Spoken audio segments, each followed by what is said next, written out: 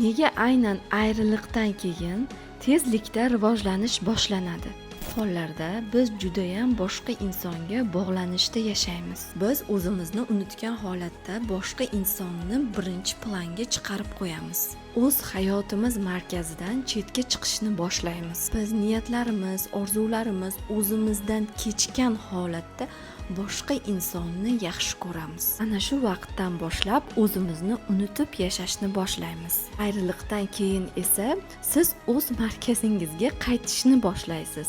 Niyatlaringiz paydo bo'ladi, sog'lig'ingiz haqida qayg'urishni boshlaysiz. O'zingizni yana qaytadan anglay boshlaysiz. Tashqi ko'rinishingizga e'tiboringiz kuchayadi. Hayotingiz markazida faqat o'zingiz borligingizni his qilasiz. Garchi bu jarayon og'riq bilan yoki kimgadir ko'rsatib qo'yish bilan kelsa-da, aslida esa o'z markazimizga biz kim bilandir ajralib, ayrilib, qiynalib, og'riqni his qilib, unga ko'rsatib qo'yib kelishimiz shart emas. Shunchaki biz hayotimiz markazida o'zimiz turibmizmi yoki boshqa insonni hayotimiz markaziga qo'yib olganmizmi?